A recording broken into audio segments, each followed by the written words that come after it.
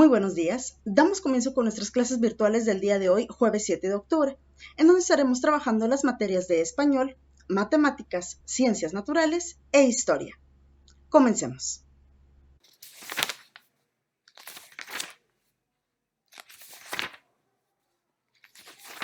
El día de hoy continuamos con la secuencia 2, pero vamos a estar trabajando con la sesión número 3, que se titula Los formularios, ¿ok?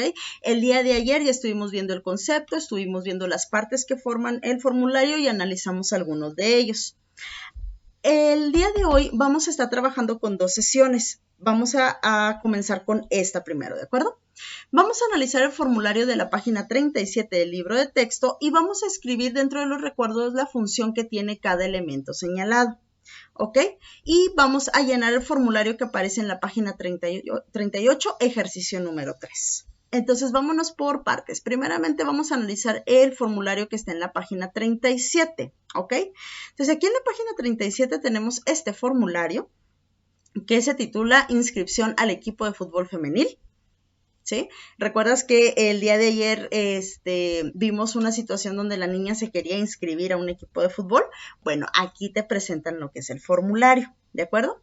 ¿Qué es lo que vamos a hacer en el formulario? No lo vas a llenar. Lo que yo quiero que me identifiques son las partes del formulario. En dónde está el título, cuáles son los campos, en dónde está el logotipo de la institución, ¿ok?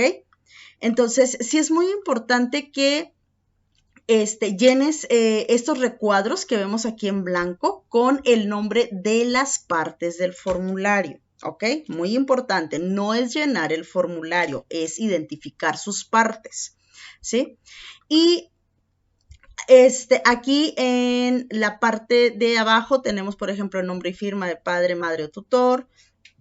Aquí tenemos los datos del padre o tutor, tenemos los datos del aspirante, el título, el logotipo, ¿ok? Posteriormente a esto, vamos a pasar a la siguiente página. Y aquí en el punto número 3 tenemos un ejemplo de un formulario. En este caso es de una biblioteca, ¿sí? Y es una ficha de préstamo, es decir, vamos a solicitar un libro, ¿ok? Entonces, quiero que en tu casa busques algún cuento que tengas, el que sea, ¿ok? Vas a escribir aquí, sí lo vas a llenar, vas a escribir la fecha en la que estás solicitando ese préstamo, es decir, que vas a pedir prestado, ¿ok? Eso es lo que significa préstamo. Y cuándo lo vas a entregar. Tus datos, tu nombre y a qué grupo perteneces. Y los datos del libro, el título del libro, el autor o autora del libro y la clasificación. ¿Qué quiere decir esto? El título del libro, pues, ¿cómo se llama? ¿Ok? El autor, ¿quién lo escribió? Y por último, la clasificación, es decir, qué tipo de libro es, si es un libro de cuentos, si es un libro de información científica, si es a lo mejor algún libro de aventuras, ¿ok? Esa es la clasificación, qué tipo de libro es. Y por último, tu firma, puedes poner tu nombre o inventar una firma, ¿de acuerdo? Muy bien. Ahora, ya que terminamos esos dos ejercicios, ¿sí? Vamos a pasar a la siguiente sesión. Recuerda, puedes pausar el video para trabajar esos dos ejercicios y después continuarlo, o puedes terminar de verlo y al finalizar hacer tu tarea. La siguiente sesión, que es la número 4, se titula Sopa de Letras. Y esta es muy sencilla e incluso muy divertida. ¿Qué es lo que vas a hacer? En la parte de abajo de esta página, en la sesión 4, vas a encontrar esta sopa de letras y la tienes que resolver, ¿ok? Puedes encontrar las palabras encerrándolas con lápiz o puedes subrayarlas con marcatextos, utilizar un color, como tú quieras, ¿ok? ¿Qué es lo que vas a buscar? Estas 5 frases que están en esta parte de aquí, del lado izquierdo, dice inscripción escolar, licencia de conducir, red social, credencial para votar y pasaporte. ¿Ok? Estos son nombres de algunos formularios que existen que son los más comunes. ¿De acuerdo? Entonces, todos estos los vas a encontrar aquí en la sopa de letras y la vas a resolver. Espero te diviertas mucho haciendo esta actividad porque ya sería la última y no olvides tomar tu fotografía, subirla a la plataforma de Google Classroom y con esto estaríamos terminando nuestra clase de español del día de hoy. Pasemos a la siguiente asignatura.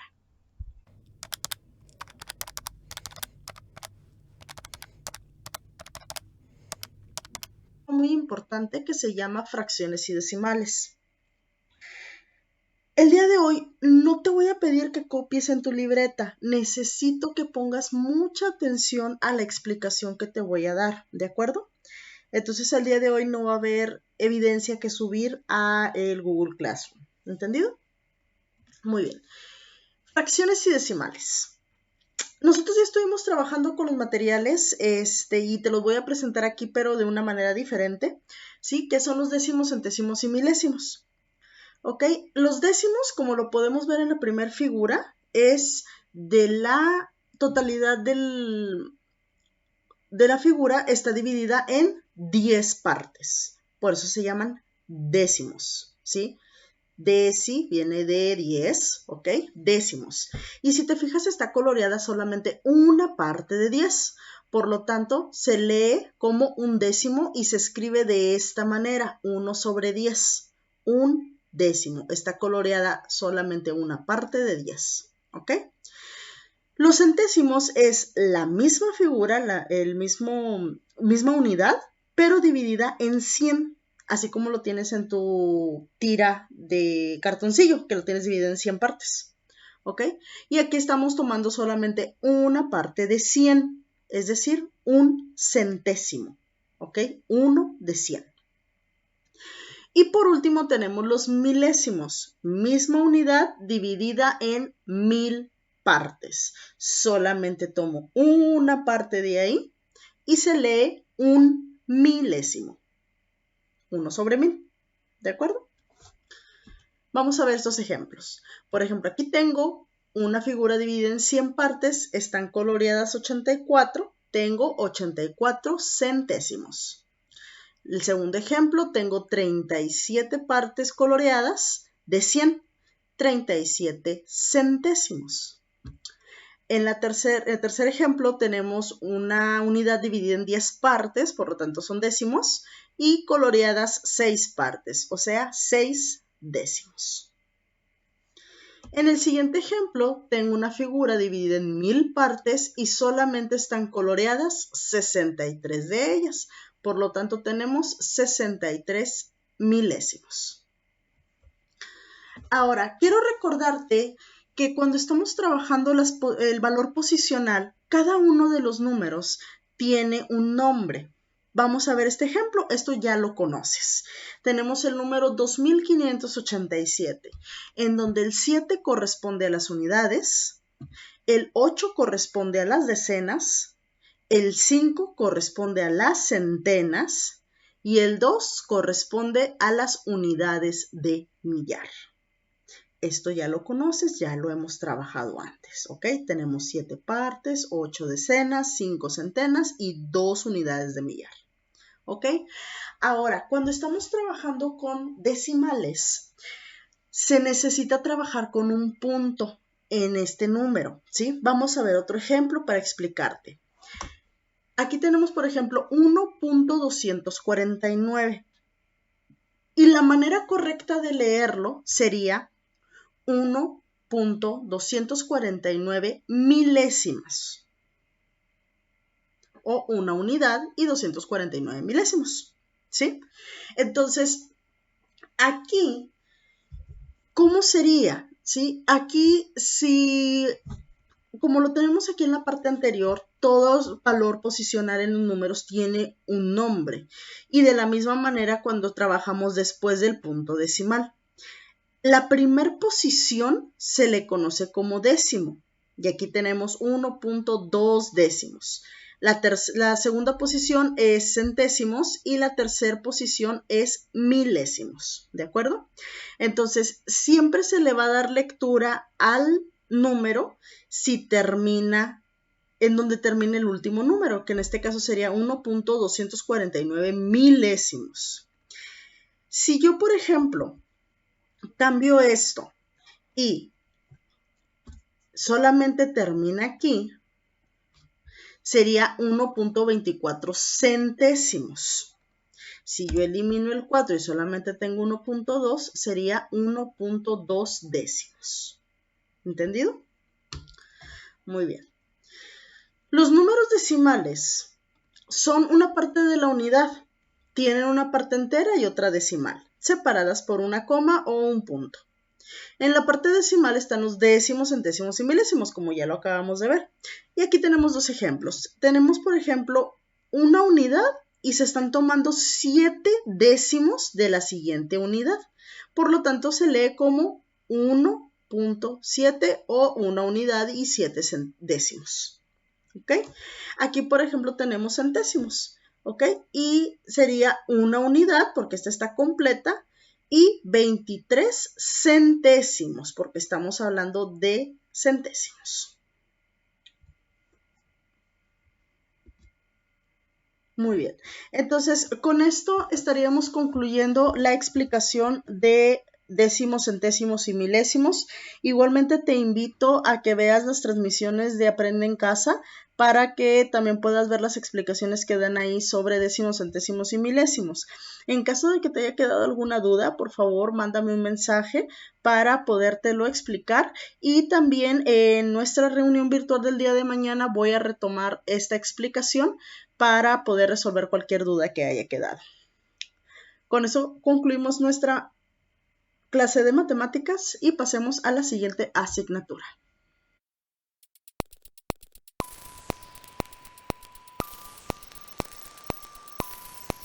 Con el tema las defensas del cuerpo, que también pues va relacionado con la buena nutrición, ¿sí? El día de hoy vamos a copiar el concepto y contestar el formulario que se encuentra en Google Classroom. Te recuerdo que el concepto no se encuentra en tu libro de texto, ¿de acuerdo? Entonces, al momento de que te lo proyecte, puedes pausar el video para tranquilamente copiarlo, ¿sí? O puedes terminar de verlo y regresar.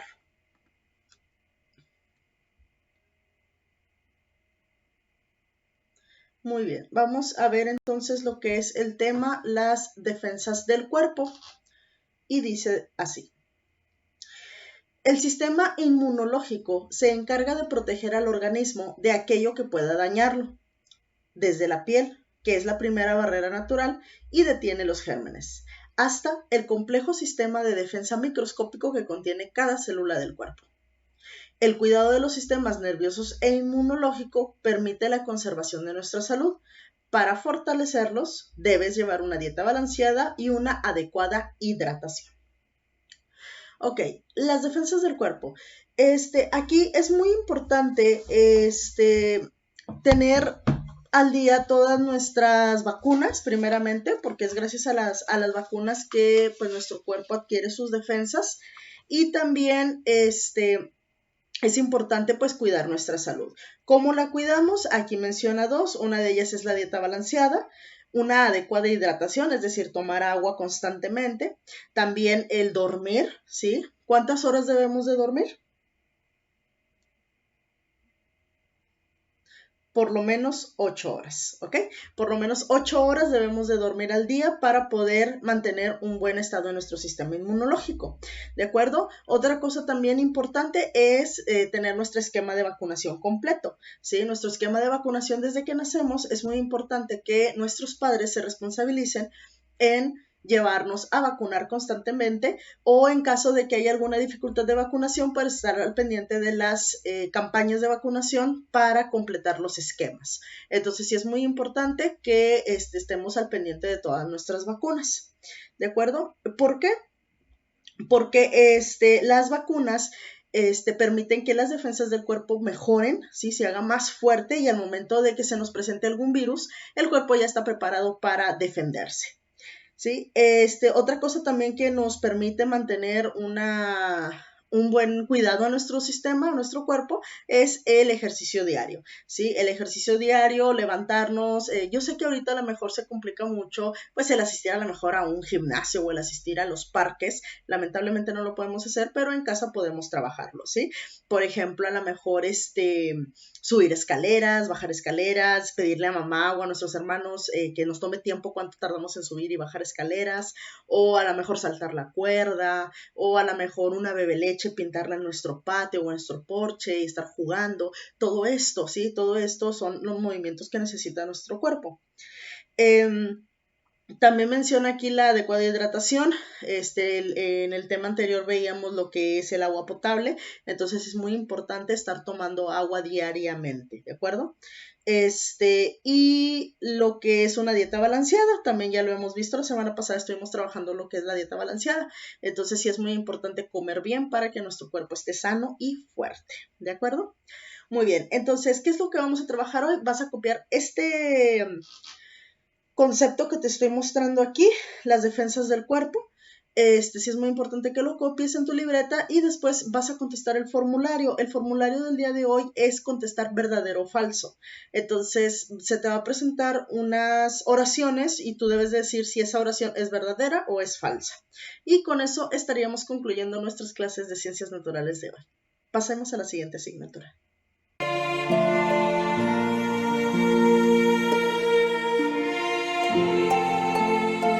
De hoy estaremos trabajando con el tema los primeros grupos humanos en el actual territorio mexicano. Y vamos a trabajar en las páginas 22 y 23 de nuestro libro y la actividad va a ser contestar el formulario. Muy bien, en nuestra página 22 de nuestro libro de historia habla sobre los primeros grupos humanos en el actual territorio mexicano. Es importante saber que sabemos muy poco sobre los primeros pobladores, ya que al momento de investigarlo solamente se encuentran con los restos de viviendas, de animales y de seres humanos. Esto quiere decir, estos restos son cráneos, esqueletos y dientes. Algunos utensilios de piedra y hueso y pinturas rupestres han sido como fuentes de información. Y esto nos ha aportado que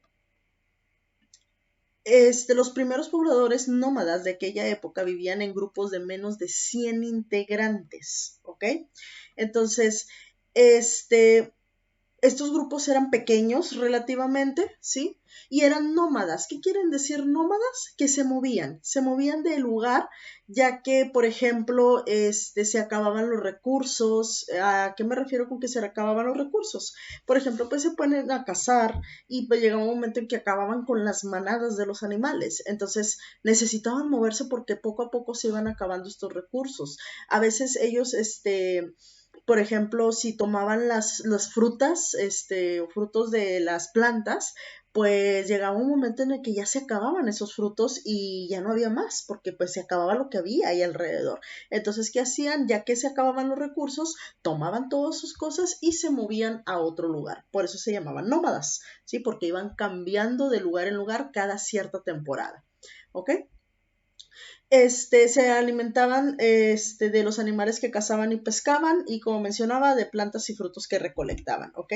También se sabe que utilizaban el fuego, ¿ok? Entonces, para poderse alimentar y para poder cazar, utilizaban diferentes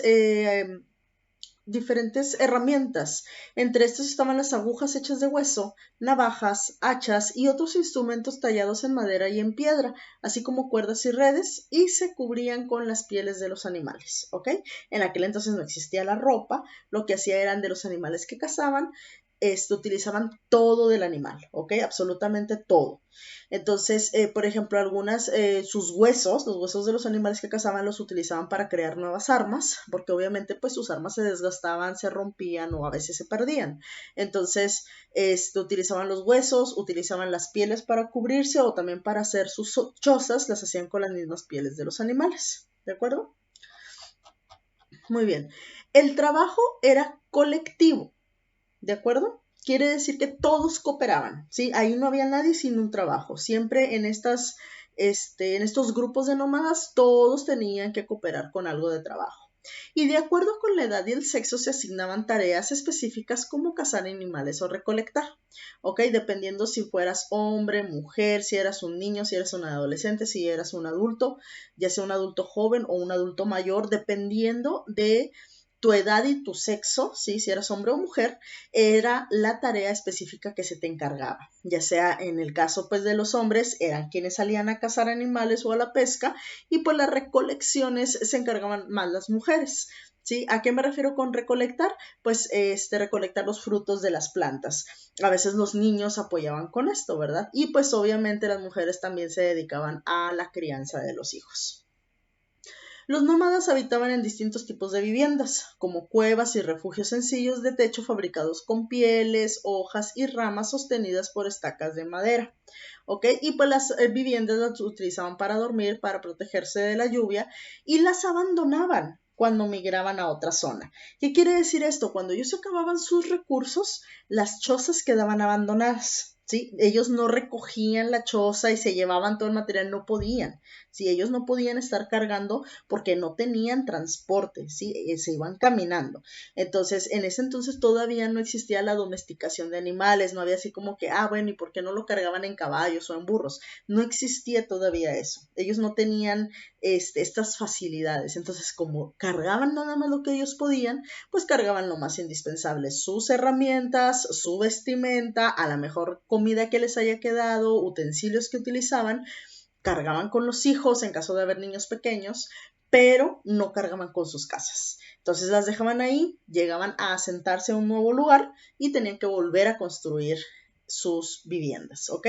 Es por eso que estas viviendas abandonadas han sido encontradas por los investigadores y pues es que saben que aquí hubo un asentamiento de un grupo de nómadas, veían cuántas casitas había, qué tamaño tenían y así calculaban aproximadamente de cuántas personas era el grupo, ¿ok? Muy bien, aquí tenemos una imagen de un cazador. Si se fijan, está hecho pues su arco con su flecha, un señor ya grande, si podemos observar, su físico pues nos muestra que es una persona ya grande en edad, ¿sí? Y aquí tenemos una imagen en donde están construyendo sus chozas, en este caso pues son ramas y hojas, ¿ok? Muy bien, entonces la actividad del día de hoy, al igual que ayer, va a ser contestar un cuestionario, un formulario que se encuentra en Google Classroom y las preguntas que vienen en este formulario son: ¿cuántos integrantes tenían los grupos de los pobladores nómadas? ¿Sí? Lo mencionábamos aquí arriba de cuántos estaban. ¿Cuál de los siguientes instrumentos no utilizaban estos grupos? Cuidado con esa pregunta. ¿Sí? ¿Cómo era el trabajo? ¿Qué tomaban en cuenta para asignar tareas específicas como cazar o recolectar? Y son tipos de viviendas donde habitaban los nómadas. ¿Ok? Entonces, te recuerdo que las páginas del libro van a estar en la actividad en Google Classroom. Puedes volver a ver el video o puedes descargar el libro desde la página de los materiales de Facebook. ¿Sí? Y con esto estaríamos concluyendo la clase de historia del día de hoy. Hemos concluido con nuestras clases virtuales de hoy. Agradezco muchísimo tu atención. No olvides enviar tus evidencias a nuestra plataforma de Google Classroom. Y recuerda, quédate en casa. Nos vemos el día de mañana.